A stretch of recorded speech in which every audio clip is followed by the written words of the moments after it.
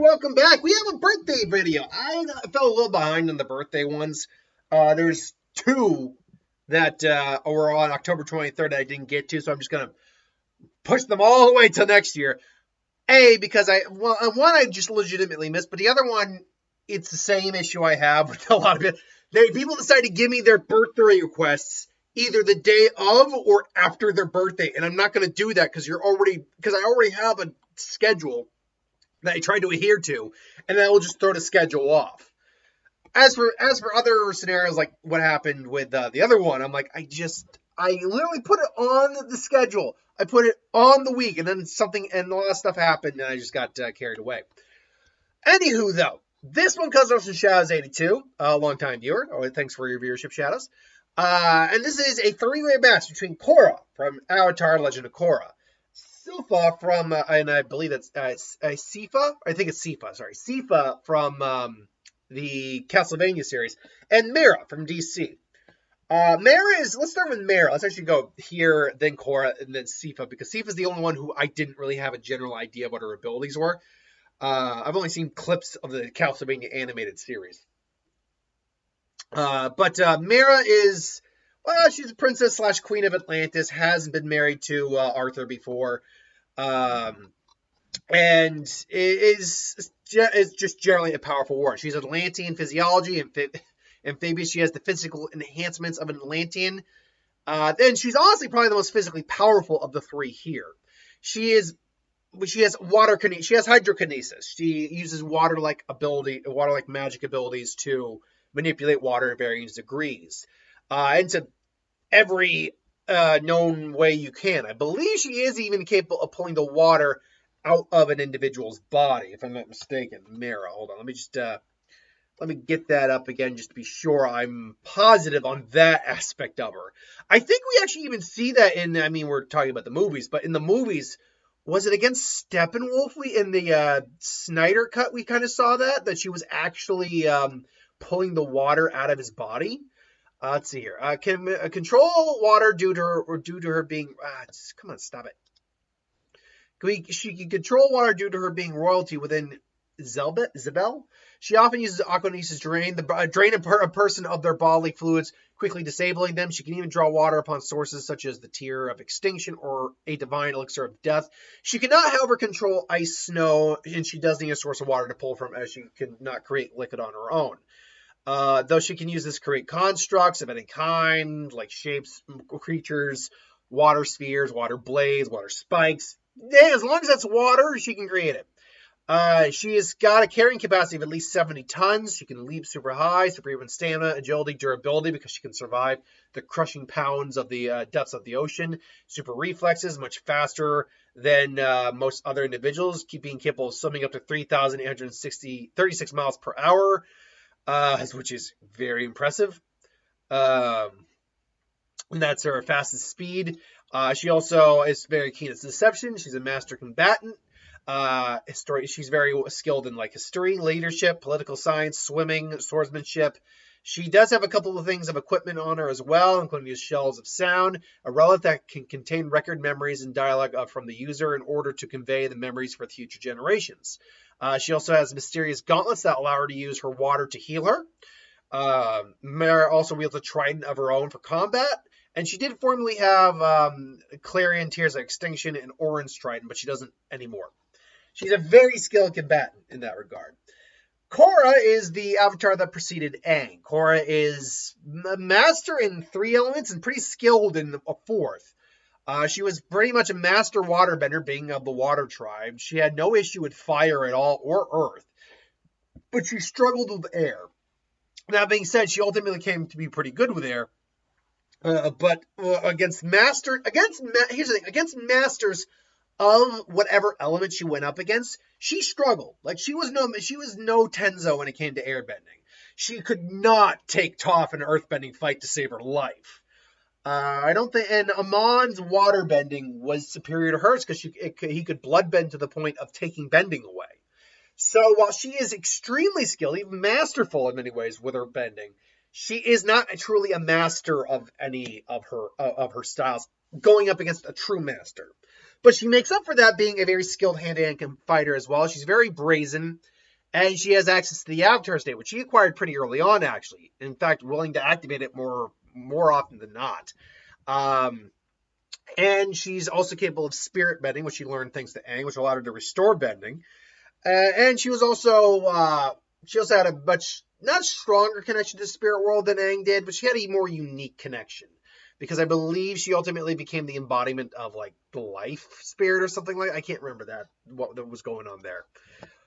Then you have Sypha, who is, let's get a little bit of history here, Sypha is one of the main protagonists on the Netflix original series. Sypha is the granddaughter of elder speakers. She's also like the girlfriend of one of the Valmonts, if I'm not mistaken. Lover, Trevor. She was Trevor's lover.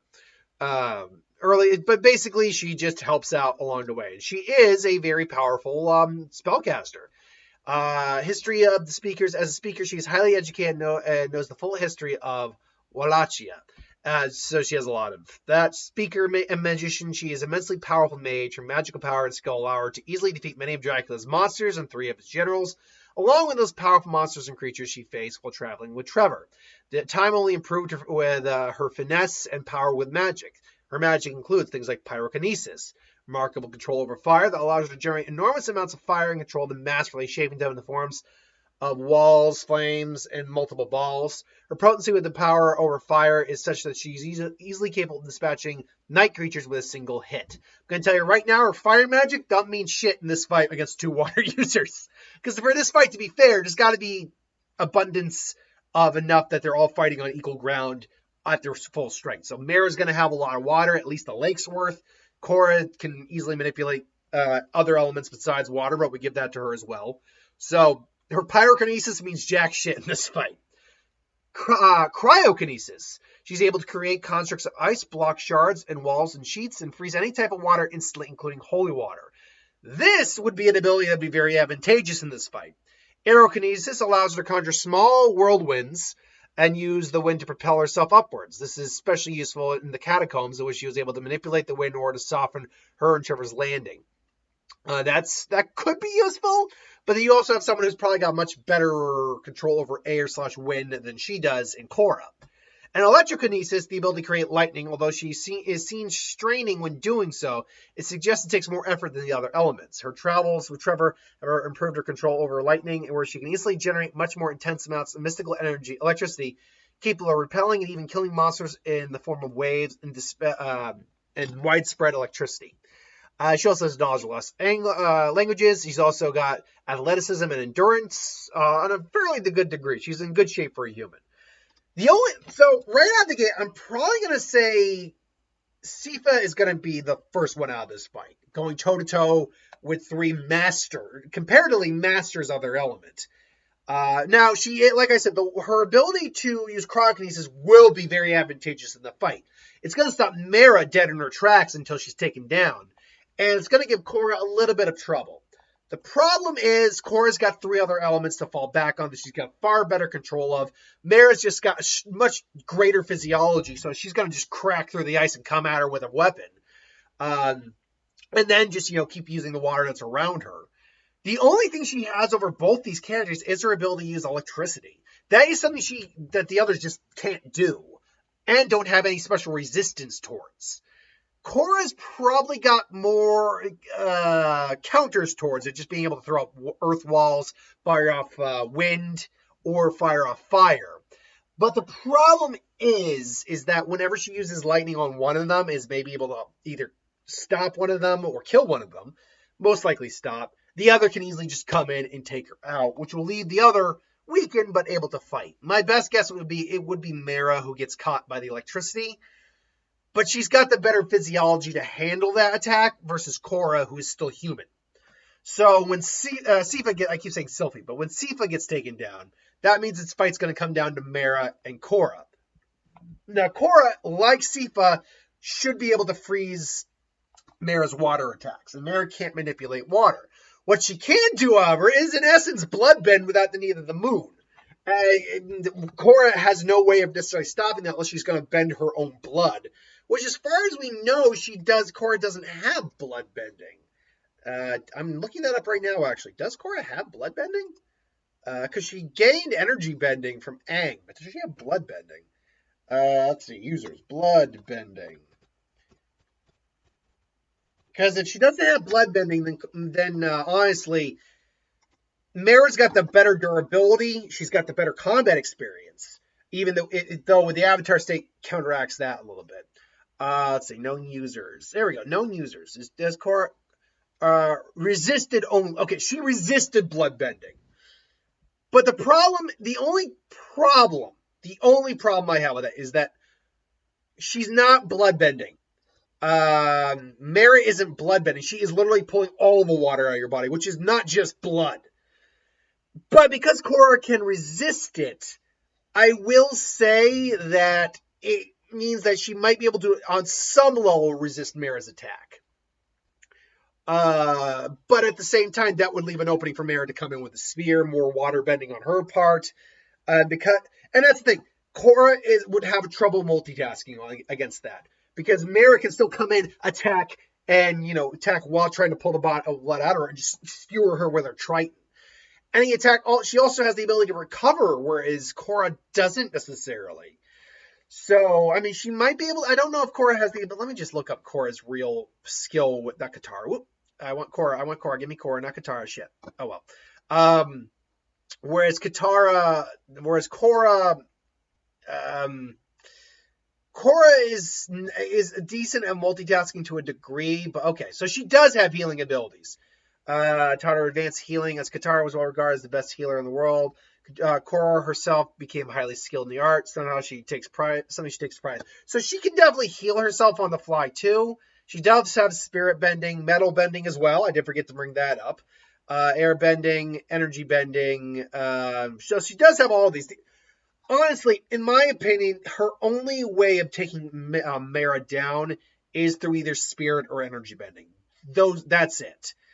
And the problem here is that while Korra is the bridge between two worlds, she's also young and she's also a lot more brash. She didn't have the sense of inner peace that Aang did.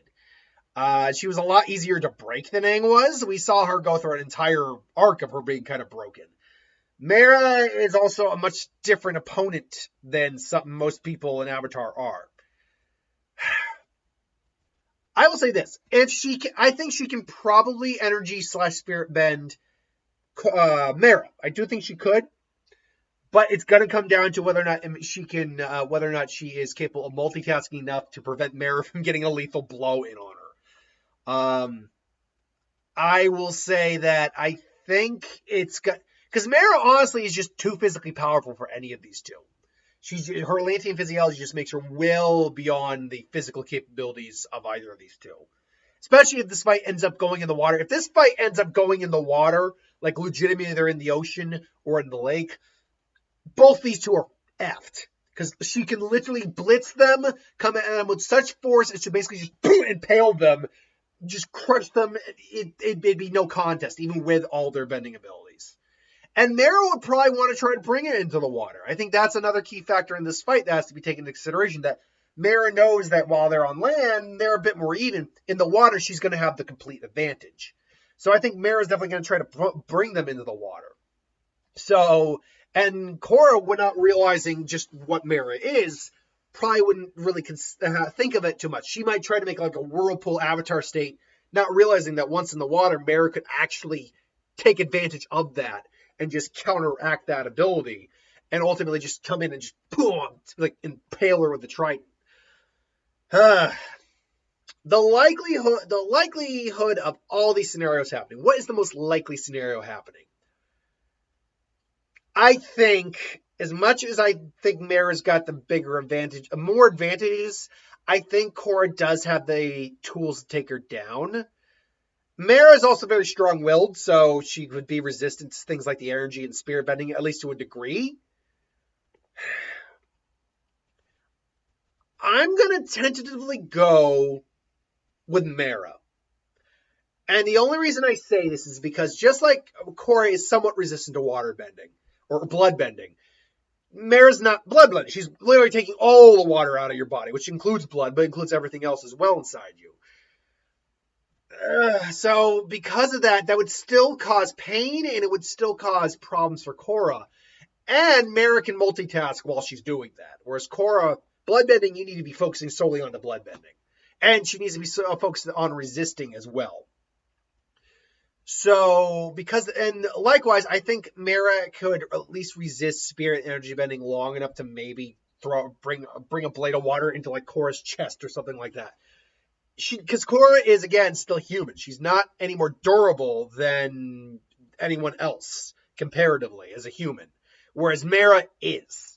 So I am gonna go with Mera in this fight. I think she's just got more overall battle experience. Well, in the Avatar state, Korra's definitely got the edge on experience because she's channeling all the avatars. But generally speaking, without it, Mera's got better battle experience.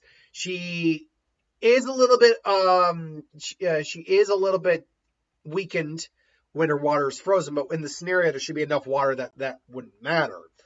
And she's just she actually is capable of multitasking in a way that Korra is not. Sypha is just gonna be she just doesn't have the tools to deal with these two at the same time. One on one might be different. She'd stand a better shot against either of these two one on one. But all three for all, no. I think she's gonna unfortunately get her teeth kicked in. Look, but this is ultimately just my opinion. Let me know in the comments below what you think. Until then, thanks for watching. Hope you enjoyed. Like, comment, share, subscribe. I will see you for the next one. Have a good one.